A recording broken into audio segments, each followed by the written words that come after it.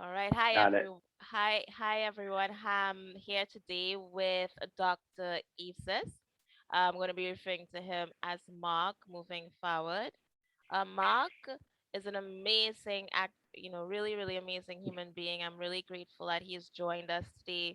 He's an organizational consultant and clinical psychologist who's worked with scores of organizations and leaders to promote healthy, inclusive, and generative work environments. Uh, Prior to founding Workhaven, he served as an assistant director of mental health in the NYU School of Medicine WTC Health Program Clinical Center of Excellence. One of the pieces about Mark that really drew me to wanting to learn more about what he does is the fact that he did a lot of work after with 9/11 trauma survivors. And Mark, if you could just pretty much share a little bit of what that was like for us, and later just sort of parallel to how we could cope with the current pandemic, that would be really awesome. Mark?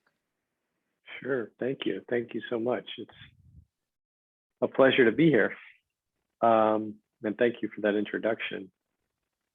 The 9/11 program at the NYU School of Medicine was a deeply humbling experience and a very inspiring experience as well, as I learned about the impact of the World Trade Center attacks and the devastation and the loss and the suffering, and then the continued struggle of people to remain healthy, particularly first responders who spent so much time in the rescue and recovery effort, and they were exposed to a great deal of physical dangers like breathing in a toxic dust for quite a while, and all the ensuing health risks and outcomes.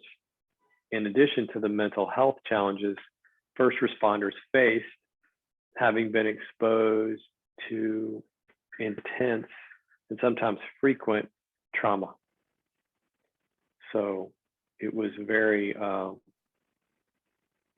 meaningful experience for me, and also, I should say, inspired by my coworkers and challenged by my coworkers to do the work and be better at the work, and learned a great deal both from the people I was serving and also the people I was working with Hmm. there. So incredible experience. Yes, and I totally agree with you when you say the work is humbling. That's exactly how I feel working with students and their families, just really when they allow you into their lives, and you do have to uh, sort of, it's just like a deep sense of respect for their space, and just as you said, honing your skills, making sure that your skills could serve them really well. I also took from you, the whole idea of first responders. I mean, right now, with the pandemic, we have nurses as first responders. We have, teachers in many ways standing in the front lines as well. Anything you think as we continue to figure out how to cope with the ongoing pandemic? Do you think that there are any insights that we could borrow from such a traumatic period to for now to help us through now? What a great question. Yes, so much.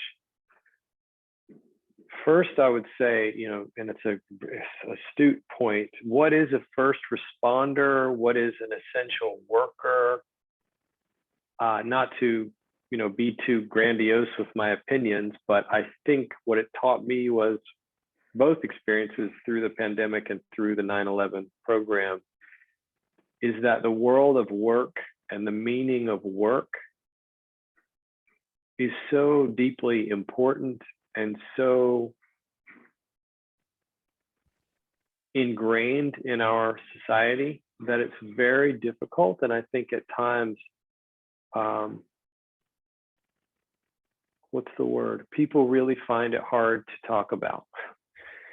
For example, we have healthcare providers in harm's way right now.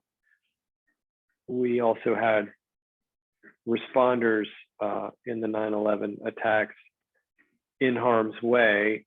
We have our ideas about who these people are, but there were asbestos removal workers who were cleaning up the 9/11 site who were in harm's way, just as the firefighters were. Different experiences, but both experienced a great deal of trauma exposure and risk, just like healthcare providers do. And it certainly has sent me into organizational consulting, because I realized that from my professional personal experiences at work and working with people through the lens of work. For example, people would come to my office at the 9/11 program because they held a certain kind of job. So we talked a lot about police work, firefighting work, iron work, construction, emergency management, every level of work, all kinds of workers and the meaning of their work, and started to unpack what that life was like and the dangers, the mental health and physical health risks of the different kinds of work. And it really set me on a journey of thinking about the meaning of work, which got me into organizational consulting and trying to intervene at a more systemic level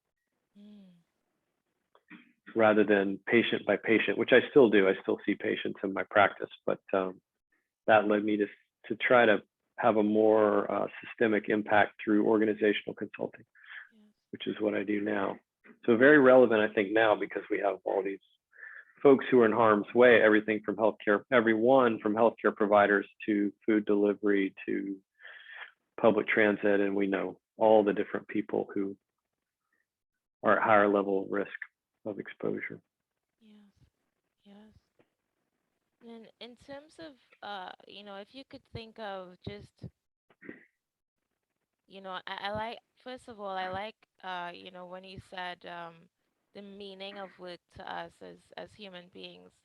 I think we really derive a lot of sense of purpose and fulfillment out of what we do, particularly when we're put in such, as human beings, we're really uncertain, right? It's like we're born, we have no idea when we're going to leave, but we try to make the most of our time while we're here, right? And so with a pandemic, you can't see, okay, COVID is coming. Oh, there it is. I could dodge it, right? You can't Mhm. really like see it. It's like Yeah. invisible, and we're being asked to, as workers, as people who are serving, we're being asked to, okay, trust. We have to put a lot of trust out and just try to do our best, as a clinician, sort of borrowing from your experiences, providing mental health care for people who've gone through a lot of trauma.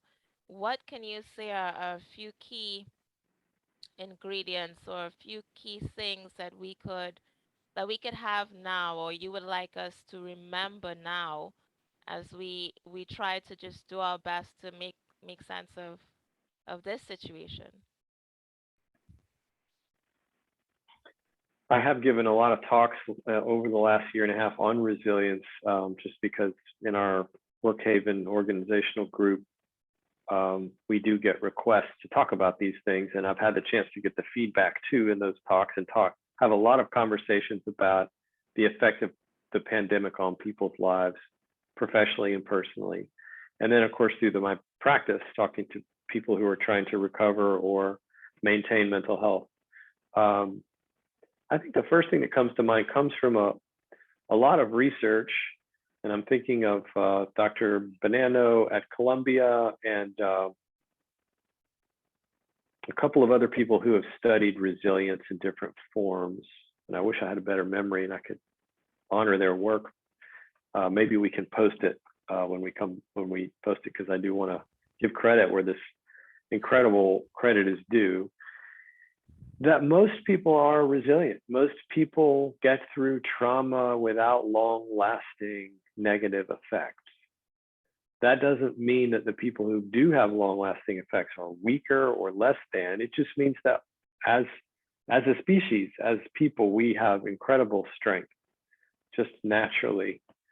And we stuck around as a species for a long time for a reason. We incredible strength.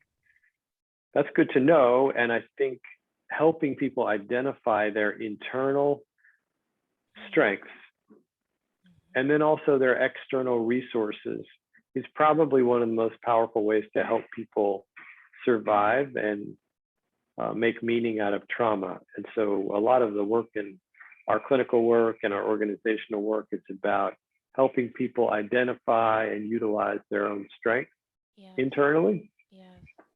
and then also the resources they have, particularly people, friends, family, people they're connected to, uh, but also resources of all kinds, community resources, spiritual resources, financial resources, health, physical health, and mental health resources. So I think that's just really important. And the research that I'm familiar with that's growing around post traumatic stress disorder, which is the name we give to experiences that follow trauma that seem to persist Mm-hmm. for a long time, that people can even be helped to recover from those experiences by being given resources, by being helped to connect with people who care about them because they tend to withdraw from those people, or to recover their self-worth because that tends to be challenged by trauma. So a real focus on finding out who you are, what your strengths are, keying on those and helping you utilize those internally and externally, I think was a big factor at the World Trade Center Health Program and in helping folks weather, survive, process loss, all the things around the pandemic that continue. And I should say that includes all the forms of oppression that Hmm. are there that I learned about through the 9/11 program, through my education, training, personal experience, and also through this pandemic. Recognizing our strengths and our resources, and then also recognizing the adversity and validating the adversity and trauma that folks have been through. That really happened. That was really hard. This is real. You have a right to struggle. You have a right to your experiences and your reactions and your adaptations, whatever they might be, to what's happening. It's really, really powerful. I love that you mentioned that actually we're both having I just read an article. It was recently posted by someone who I admire greatly, Dr. Hutchinson. He posted an article, um, and I'm going to have to go back to it. But basically, the gist of the article was the social context of mental health, right? So as you mentioned, the oppression, or you mentioned, you focus. I noticed that your work focuses on integration, right? Because we don't want to talk about it, but you know, there are inequities that make things very difficult for groups of people. Whether we want to just call it out as ethnic groups like myself. I'm black, right? And there are things that I just know because I'm black. I'm gonna have to just mentally gear up to face certain inequities, right? And that adds layers of stress and frustration that may not be there for someone else. And up to this morning, I'm driving to church, and it's bothering me. In Canada, we had unfortunate, as you may have heard, unfortunate discoveries of children. Native children, 200 and something native children discovered. At the hands of these what they their schools. They had these reservations set up by the government and the Catholic Church. And I'm saying to myself, wow, wow. I sent my little girl to school, and I'm like, I'm just inside. I'm like, I feel like I don't want to just wear orange on a day to stand in solidarity with Native Americans. Like I feel like there has to be more. There has to be more. And I'm upset, you know. And so, when you talk about inequities and you talk about, let's find our inner sort of compass to say, okay, I'm strong and I could deal with this. But then there's a social piece, I think we are moving, Mark, in a direction of wanting to at least have a conversation about that piece to say, hey, that stuff is real and it's messed up. And what are we going to do as a collective,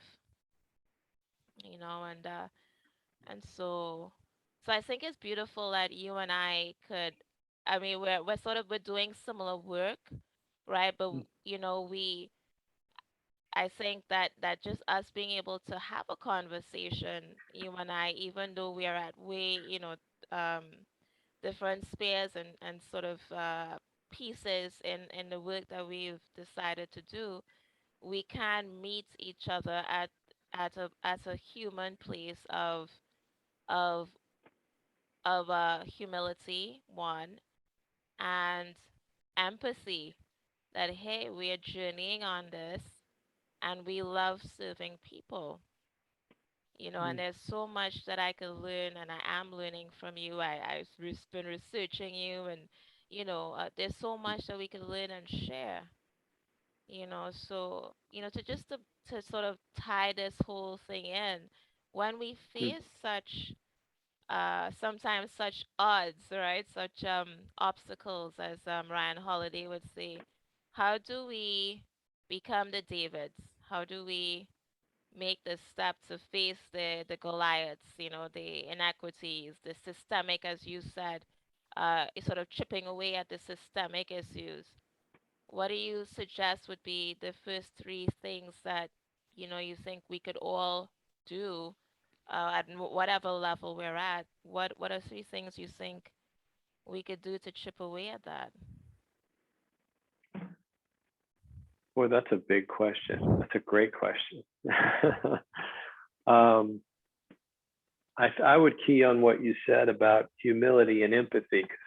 In terms of the collective, I agree with you. It takes collective action to make change most of the time. And to have a collective, you have to have humility and empathy. In my limited experience, Same. I have a tremendous amount of privilege, for example. And if I don't enter, and I'm not saying I always do, but if I don't enter with humility and empathy, I'm not able to be effective in terms of helping to be part of a collective or create a collective, promote change. So our work as organizational consultants, but also as therapists, and maybe just being a good person, being a good citizen, starts, I think, exactly with that humility and empathy, which is not always easy and is not always, we don't live, I mean, not to be too much of a philosopher, but I'm not so, or sociologist, I'm not sure we live in a world that's constructed to promote empathy. I'm thinking of social media and sort of the ways that human connection has been commoditized. Yes. Deeply disturbing technologies like Facebook, Yes. which as a clinician, as a consultant, I find to be extremely dangerous and unhealthy.